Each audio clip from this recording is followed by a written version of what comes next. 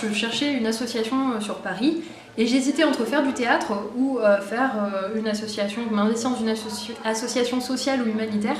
Et là, j'ai trouvé cette association parfaite qui combinait les deux. L'association parfaite dont elle parle, c'est Script Paris. Cette troupe d'amateurs monte chaque année une pièce de théâtre. Les bénéfices des représentations servent à financer des bourses pour les étudiants du Haut-Khalabar. Une trentaine de bourses ont ainsi été versées chaque année depuis 2003.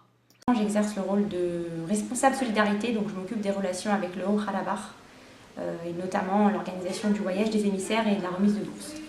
Quand on est là pendant l'année, on s'amuse pour mettre en scène la pièce. Arrivé sur place, on se rend compte du côté sérieux de l'association, puisque pendant la remise des bourses, on sent vraiment l'importance qu'on joue sur place à ce niveau. Ils ont chacun leur histoire marquante, où chacun est arrivé à un drame dans sa famille ou quoi que ce soit. Vous connaissiez le Haut-Khalabar avant de...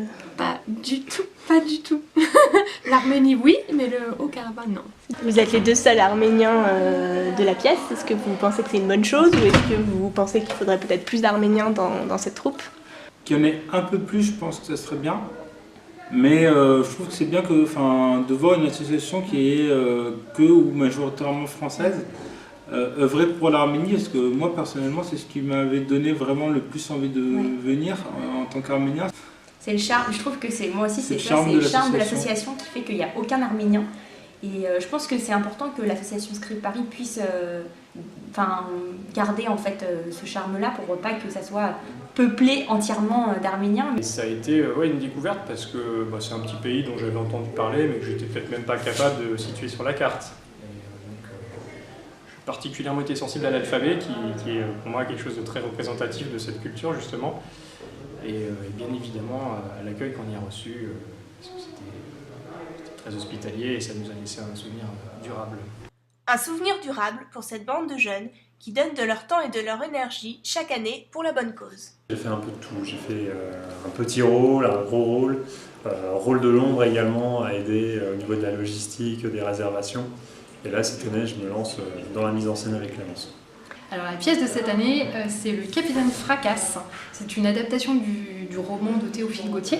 Donc c'est l'histoire d'un baron désargenté qui se morfond dans son vieux château jusqu'à ce qu'une troupe de comédiens poussés par la tempête vienne frapper à sa porte. Bon, évidemment, il va les héberger pour la nuit, tomber amoureux de la jeune première de la troupe et les suivre à Paris dans leurs aventures.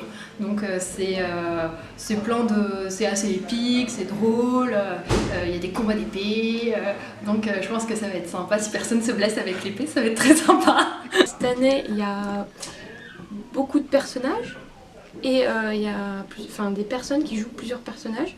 Et en plus, ce qui rajoute à la difficulté de cette année, c'est que les costumes, c'est des costumes du XVIIe siècle et du XIXe siècle. C'est-à-dire qu'on ne peut pas aller chercher dans nos penderies et dire tiens, je vais prendre cette chemise, ce pantalon, parce que ça n'a rien à voir, donc il faut les faire. Et puis la documentation aussi, parce que comment on s'habille au XVIIe siècle, moi je ne le savais pas trop. J'ai cherché et ça donne ce qui est sur scène cette année. Avec nos vitreries, même si nos cœurs, nous quittons les coulisses et montons sur la scène. Nous vivons en faisant semblant de vivre vos passions. Nous vivons amoureux malheureux.